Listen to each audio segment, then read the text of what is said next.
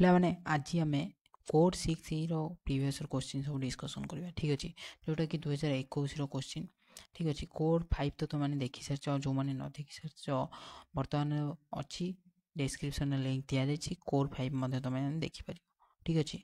तो कोड 5 जो मैंने देखी ना प्रीवियस क्वेश्चन 2021 से देखी नि इंपोर्टाट रही भेरी भेरी इंपोर्टाट दि जाए ठीक अच्छे। तो आज आम देखा कोड 6 ओडिया ऑनर्स एवं जो मैंने भी एग्जाम दवाक जाऊँ पूर्व देखी नि जहाँफल कि तुमने भल एग्जाम कर रिजल्ट बहुत ही भल आस ठीक अच्छे। प्रथम देखिए आम 15 मार्किया जोटा कि 4टी करने को आमको दि जाए तो आम 4टी कि आसु कि न आसु 4टी तुम करने को पड़ो नचे तुम रिजल्ट भल हे ना यहाँ तुम भल भाव जान ठीक अच्छे। कहीं ये सब जिनस ही तुम इम्पोर्टाट आ प्रथम मुझे जो मैंने सब पढ़ कि न पढ़ सब क्वेश्चन को अटेंड करने द्वारा कौन होता है ना भल रिजल्ट तुमको मिलता है और तुम कि लिखि तुमको से पॉइंट दे लिखि ताले तुमको से भल आहरी बढ़िया रिजल्ट मिलता है आसु कि न आसु ठीक अच्छे। प्रथम देख कौन देना भाषार परिभाषा दर्शाई यार प्रकृति संपर्क सविशेष विश्लेषण कर ठीक अच्छे। भाषार परिभाषा उपर तुम लिख देन कौन देला और भाषार मौलिक तत्व परिदर्शन पूर्वक यार श्रेणी विभाग कर भाषार मौलिक ठीक अच्छे।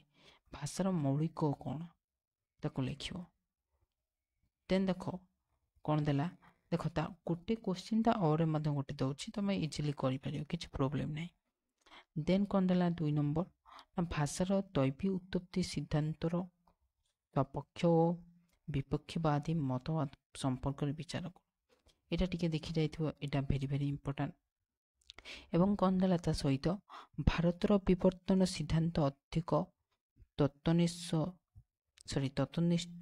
निर्देशमूलक ग्रहण योग्य पर्यालोचना कर ठीक अच्छे। तो ये देला कौन टिके तुम कष्ट हो किंतु आप तुम कौन एमती क्वेश्चन आसो ना टी इजी क्वेश्चन आसो सब से भाषा उपर आसो कि तुमको मैंने कौन बुले बंकी पचार ठीक अच्छे। देन 3 नंबर देला देख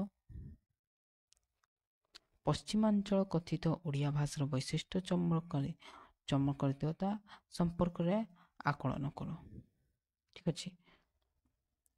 देन कौन देला ना मानक ओडिया भाषा आंचलिक भाषार साम्य वैषम्य उपरे गुरुत्वारोप कर पश्चिमांचल कथित ओडिया भाषा माने पश्चिमांचल आकलन से जो ओडिया भाषा किपरि चमत्कारिता था जोटा कि आमर कहती कौन चमत्कारिता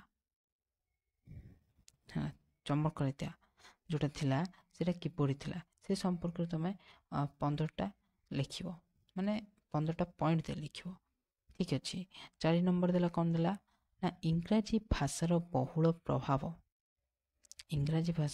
प्रभाव ओडिया भाषार असत्वहीन चुक्ति प्रति उक्ति निर्देश कर एटा लिख नचेत ओडिया भाषार उपरे ऑस्ट्रिक भाषार प्रभाव कलना कर ठीक अच्छे। ये देला और सब दौची तो तुम्हें माने कौन कर देख सबू जिनस को देखिकी जाइए टिके पढ़ी जाइए जहाँफल कि तुम कौन हो ना रिजल्ट भल हो पारे जब तुम कि पढ़ी जानी एकदम पॉइंट दे लिखि तो आहरी भल रिजल्ट हम ठीक अच्छे। तो पिला माने कौन करते सेम ही करते जो मैंने कि भल रिजल्ट केमती करते से किसी देखिकी जाइए जानी था कि मनरू भी लिखि था तो मैंने तुम सांग को पचारि बुझीपार ठीक अच्छे। समस्ते सब जिन मन रखिपारती नहीं कि से 15टा पॉइंट पूरा मन रखी आसो सेम ही 15टा पॉइंट से लिखि आसो कि मनरू भी लिखि था ठीक अच्छे। देन आसीगला तुम 2 मार्किया देख कौन दे भाषार विज्ञत समत्व परिभाषा दर्शाओ ये गोटे इंपोर्टाट क्वेश्चन आपको तुम चिन्ह मारी रख VVI कि IMP मारिकिने रखिपर।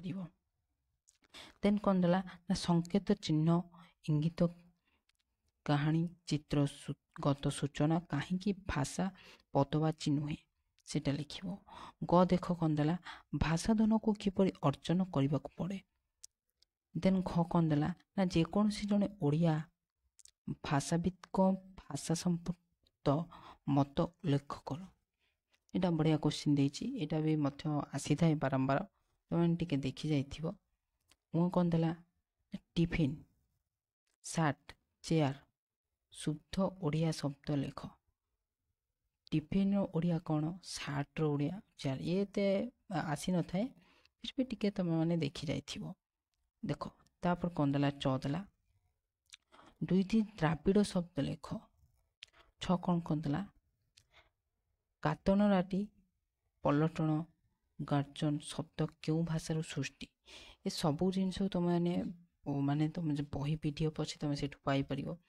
ବହି ଭିଡ଼ିଓ ମଧ୍ୟ ରହିଛି, ତୁମେମାନେ ଟେଲିଗ୍ରାମରେ ଜଏନ୍ ହୋଇ ଡାଉନଲୋଡ଼ କରିପାରିବ। ଚରେ କ'ଣ ଦେଲା ନା ଘରୋଇ ବ୍ୟବହାର ମୂଳକ ଦୁଇଟି ଯାବନିକ ଶବ୍ଦ ଲେଖ। ଘରୋଇ ବ୍ୟବହାର ମୂଳକ ମାନେ ଘରେ ତୁମେ କ'ଣ ବ୍ୟବହାର କରୁଛ, ଏଇଟା ତୁମେ କମେଣ୍ଟରେ ଲେଖ। ଦେନ୍ ଛ କ'ଣ ଦେଲା, ଭାଷାର ଶବ୍ଦ ଲକ୍ଷଣ ଗୁଡ଼ିକ କ'ଣ କ'ଣ। ଦେନ୍ କ'ଣ ଦେଲା, ପ୍ରାମାଣିକ ଭାଷା କାହାକୁ କୁହାଯାଏ, ଯେଉଁଟାକି ପ୍ରମାଣ କରିଥାଏ, ସେ ଭାଷାଟି କ'ଣ ବା କାହାକୁ କୁହାଯାଏ। ଏଇଟା ବଢ଼ିଆ ଇମ୍ପୋର୍ଟାଣ୍ଟ କୋଶ୍ଚିନ୍ଟି। ଦେନ୍ ଦେଖ କ'ଣ ଦେଲା, କୃତ୍ରିମ ଭାଷା କେତେ ପ୍ରକାର ଓ କ'ଣ କ'ଣ। ଭେରି ଭେରି ଇମ୍ପୋର୍ଟାଣ୍ଟ କୋଶ୍ଚିନ୍, ପ୍ରଥମରୁ କହି ରଖୁଛି। ଦୁଇଟି ଉପଭାଷା ଦୃଷ୍ଟାନ୍ତ ପ୍ରଦାନ କର। ଦେନ୍ ଟ କ'ଣ ଦେଲା ନା କେନ୍ଦୁଝର କଡ଼ କେଉଁ ଆଞ୍ଚଳିକ ଭାଷାରେ ଜର୍ଜରିତ। ଢ କ'ଣ ଦେଲା ନା ପ୍ରେମ ସିଦ୍ଧାନ୍ତ କାହାକୁ କୁହାଯାଏ, ଏହାର ଉଦ୍ଭାବକ କିଏ। ଣ କ'ଣ ଦେଲା, କେତେ ମସିହାରେ କିଏ ଟାଟା ସିଦ୍ଧାନ୍ତଙ୍କୁ ଲୋକଲୋଚନକୁ ଆଣିଥିଲେ।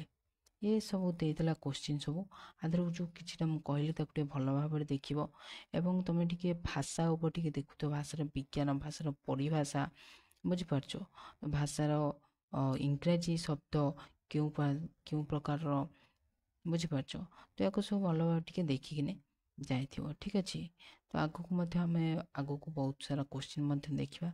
ଯେହେତୁ ତୁମର ପାଖେଇ ଆସିଲାଣି ଏକ୍ଜାମ୍ଟି, ତ ତୁମେ ସବୁବେଳେ ଦେଖିନିଅ, ଏକ ମନେ ରଖିବ, ଠିକ୍ ଅଛି।